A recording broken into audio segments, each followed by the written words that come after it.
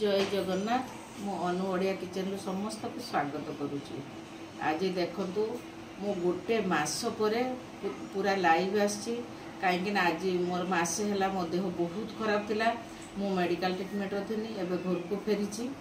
मु कटक भुवनेश्वर सबुआड़े होके फेरी एबे भी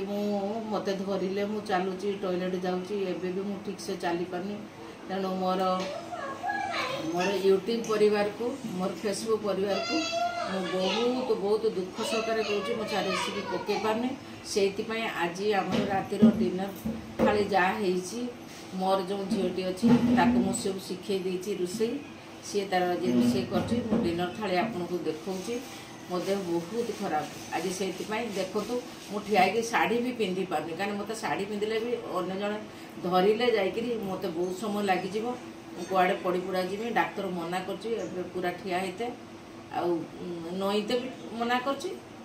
सीधा है बसते भी मना कर आज डायरेक्ट आसी आपण डायरेक्ट मोर आज रातिर जो डिनर थाली आपको देखा यहाँ देखु यहाँ गोटे चूनार रुटी जो चाउल चूनार राइस फ्लोर रे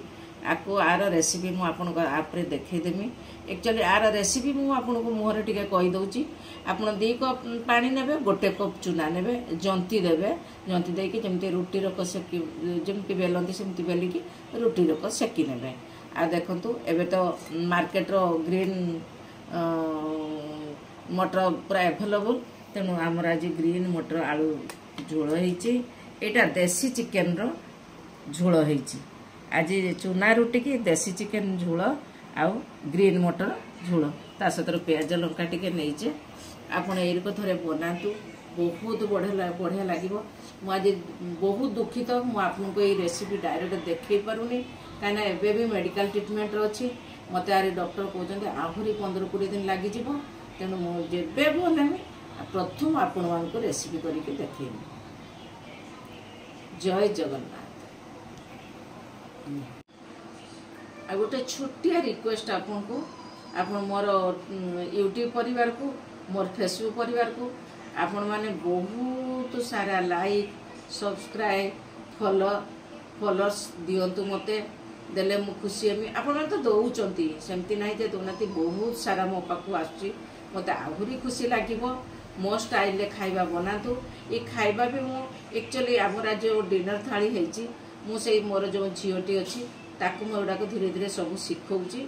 कहीं मोर भी एज है धीरे धीरे मुझे केतले देह पात देखुं पूरा असुस्थ अच्छी किंतु आज देखो मु शाढ़ी भी पिंधि पार्लिनी मु नाइट ड्रेस पिंधिकी आसी आपण सम्मुख को तेणु टिके लाइक करंतु टिके शेयर करंतु टिके सब्सक्राइब करंतु फॉलो करंतु। जय जगन्नाथ।